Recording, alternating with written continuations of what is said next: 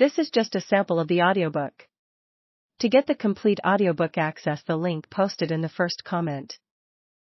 In 1963, I was a recent high school graduate who had begun working at Chicago's O'Hare Airport to save money for college. Like everyone else alive at that time, I was stunned at the assassination of JFK and confused about the character of the new president, Lyndon Johnson. The only thing widely known about him were stories that magazines such as Look, Collier's, Life, and Time had recently printed. The stories were generally discomforting because they seemed to produce more questions than answers about the new president. While working in the main terminal one day in the summer of 1964, Henry Wade, the Dallas district attorney, and his wife approached the counter to check in for a flight to Traverse City, Michigan. Wade's name had often appeared in news accounts coming from Dallas. They both looked bored and tired after their flight from Dallas, but immediately responded when I asked, "Are you the Henry Wade of Dallas?" Mrs. Wade was the first to respond with a smile and an excited, "Yes." Henry also managed a little smile and nodded.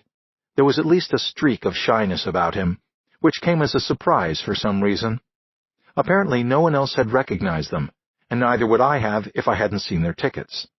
This was before the Warren Report was published, and I resisted the urge to ask Mr. Wade any questions regarding his most important, if fleeting, case. I merely stated my hope that their work, by their meaning everyone involved in the investigation and adjudication, would soon resolve the confusion and distress that continued to afflict the country. He said thanks and left with Mrs. Wade to board the airplane. What I know now, but didn't then, is that Henry Wade was merely one man of many who were being managed by that same new president to go along with a number of odd requests from Washington, all of which were shrouded in a mysterious blanket of national security concerns related to Kennedy's assassination. The Cold War was reaching the boiling point. In fact, it had remained on high heat since the Cuban Missile Crisis, and people argued over whether Kennedy had handled it well or not. Those who felt he had not thought he had missed an opportunity to invade Cuba and send Castro packing and rid the Western Hemisphere of the Soviet Union and the menace of communism.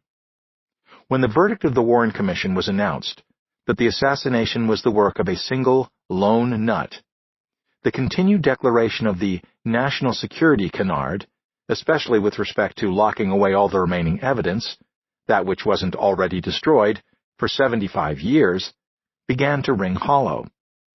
If the crime was such a simple case of a lone nut, a misguided communist, why exactly was so much of the case being treated so secretly?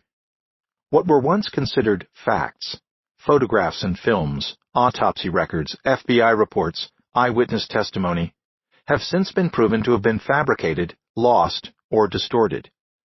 The enormity of the cover-up, beginning with the Warren Commission, reveals the breadth and depth of the pre- and post-assassination conspiracies that are emerging now only because of the work done by previous researchers and authors. A number of meticulously documented books have proven that the analysis presented by the President's Commission on the assassination of John F. Kennedy, the Warren Commission, was a lie. Some will have difficulty in accepting this premise because there is a natural tendency to want to believe the government, especially a commission of supposedly learned and august men who have served it throughout their lives.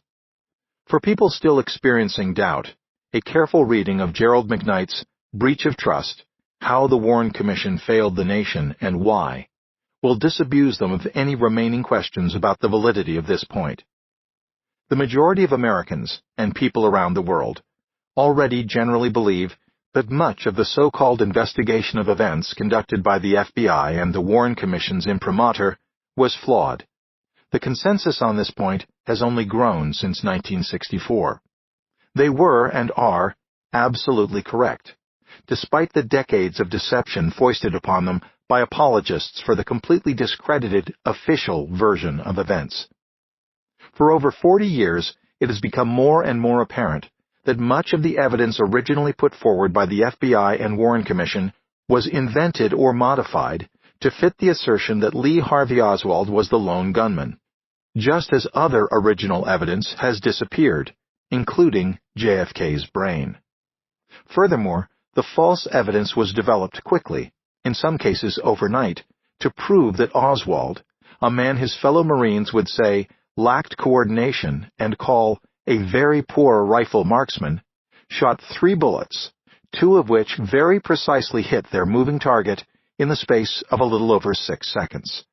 A shooting feat, incidentally, that has never been replicated, even by expert sharpshooters.